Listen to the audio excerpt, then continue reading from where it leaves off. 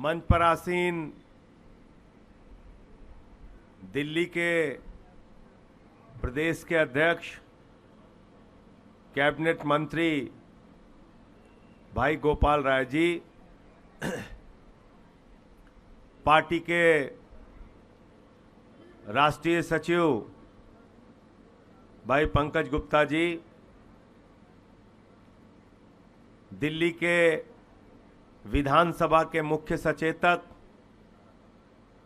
भाई दिलीप पांडे जी, दिल्ली सरकार के कैबिनेट मंत्री इमरान हुसैन भाई, दिल्ली विधानसभा की उपाध्यक्ष राखी बिरला जी, एमसीडी में लगातार अपने साथियों के साथ कंधे से कंधा मिलाकर चलने वाले हमारे साथी विधायक दुर्गेश पाठक जी, दिल्ली की मेयर डॉक्टर शैली ओबराय, कम्युनिकेशन के इंचार्ज भाई जैस्मिन जी और कार्यक्रम का संचालन कर रहे हमारे संगठन के मुख्य साथी आदिल भाई। आज यहां एक कुर्सी खाली है, अरविंद केजरीवाल जी की कुर्सी। हर मौके पर इस प्रांगण में जो भी कार्यक्रम हुआ, वो चाहे प्रदर्शन का हो, आंदोलन का हो, चुनाव के संबंध की तैयारियों का हो, अरविंद केजरीवाल जी इस कुर्सी पे हम लोगों को दिखाई देते थे और मजबूती से पार्टी कार्यकर्ताओं के साथ, दिल्ली वालों के साथ खड़े होते थे, आवाज में आवाज मिलाकर काम करते थे। आज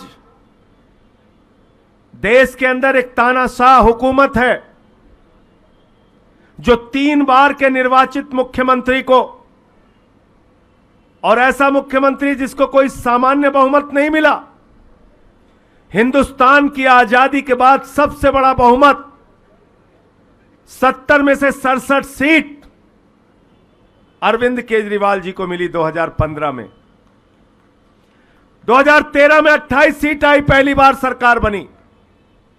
2020 में 62 सीटें आई। 10 साल के इस सफर में उस नेता के नेतृत्व में हम लोगों ने एक नहीं 2 राज्यों में सरकार बनाई। पंजाब में भी सभी पार्टियों का सुपड़ा साफ हो गया, 92 सीटें वहां पर भी आईं।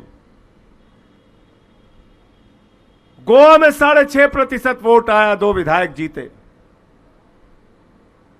गुजरात में 14% वोट आया, 5 विधायक जीते। मध्य प्रदेश में मेयर का चुनाव जीते। उत्तर प्रदेश में कई चेयरमैन, जिला पंचायत के सदस्य, सभासद का चुनाव जीते। और दिल्ली के एमसीडी में जहां 15 साल से भाजपाइयों का कूड़ा बैठा हुआ था, दिल्ली की जनता ने झाड़ू लगाकर एमसीडी का कूड़ा भी साफ करने का काम किया। और दिल्ली में जीत नहीं सकते, कभी भी जीत नहीं सकते, यह बीजेपी को पता चल गया। तो उन्होंने गहरी साजिश रची, अरविंद केजरीवाल को जेल में डाल दो, दिल्ली की सरकार को गिरा दो, आम आदमी पार्टी को खत्म कर दो, चुनाव खत्म कर दो। भारतीय जनता पार्टी के लोग इस देश के अंदर लोकतंत्र के डकैत हैं, नंबर 1 के डकैत और लुटेरे हैं। जनता के मतों को, जनता के द्वारा चुनी गई सरकारों पर डकैती डालने का, उनको लूटने का काम करते हैं। उत्तराखंड में यही किया, अरुणाचल में यही किया, कर्नाटक में यही किया, मध्य प्रदेश में यही किया, महाराष्ट्र में यही किया। ईडी का, सीबीआई का, इनकम टैक्स का छापा मरवा के, लोगों को डरा के जेल में डालो, विधायकों को तोड़ो, सांसदों को तोड़ो, सरकारों को गिराओ। 10 साल में नरेंद्र मोदी जी की सरकार ने और बीजेपी ने यही काम किया। और मैं आपसे पूरी जिम्मेदारी के साथ कहना चाहता हूं, गलती से अगर ये भाजपाई जीत गए तो याद रखना 2024 का चुनाव अंतिम चुनाव है। इसके बाद वोट देने का अधिकार आपको नहीं होगा। यह बात मैं पूरी जिम्मेदारी से कह रहा हूं, क्योंकि भारतीय जनता पार्टी बाबा साहब डॉक्टर भीमराव अंबेडकर जी के संविधान को नहीं मानती। भारतीय जनता पार्टी आरएसएस के प्रमुख भागवत का संविधान मानती है। और भागवत का संविधान कहता है दलितों का, पिछड़ों का, आदिवासियों का आरक्षण खत्म होना चाहिए। भागवत का संविधान कहता है महिलाओं के अधिकार खत्म होने चाहिए, नौजवानों के अधिकार खत्म होने चाहिए, किसानों के अधिकार खत्म होने चाहिए। वो भागवत का संविधान देश में लागू करना चाहते हैं, देश के अंदर चुनाव को खत्म करना चाहते हैं। क्या हुआ चंडीगढ़ में? हमारा कैंडिडेट जीत रहा था, कैमरे के ऊपर पकड़ा गया, मुख्य न्यायाधीश भारत के, उन्होंने पकड़ा, वोट काट के चुनाव जीत गया। क्या हुआ सूरत में? भारत के आजादी के बाद पहली घटना है, सत्ताधारी दल का उम्मीदवार बगैर चुनाव के जीत गया। बीजेपी का उम्मीदवार बगैर चुनाव के जीत गया। इसलिए साथियों और दोस्तों, सूरत तो झांकी है, पूरा देश बाकी है।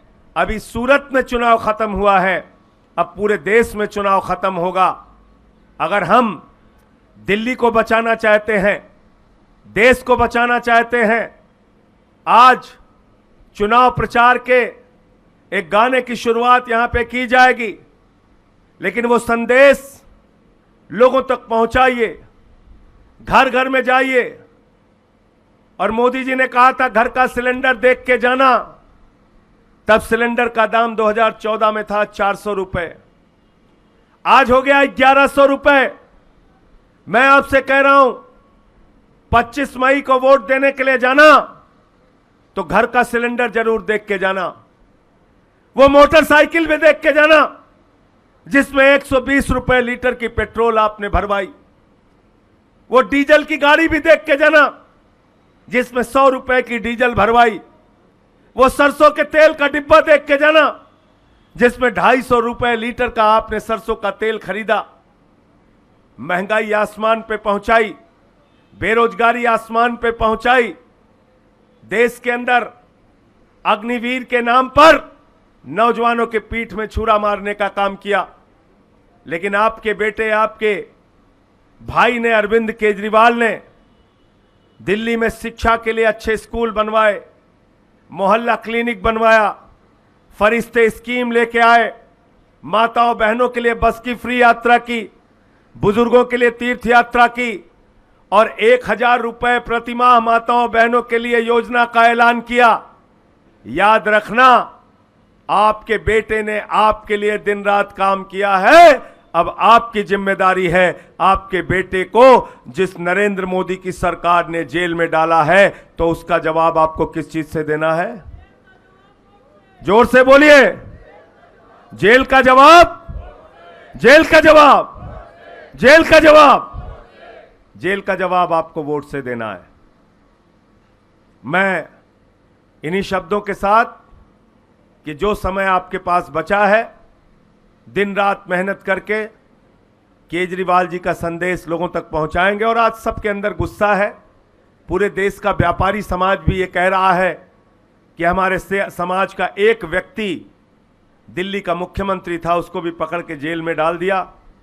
व्यापारियों में प्रतिक्रिया है, नौजवानों में प्रतिक्रिया है, माताओं बहनों बुजुर्गों में प्रतिक्रिया है, देश के लोगों में गुस्सा है।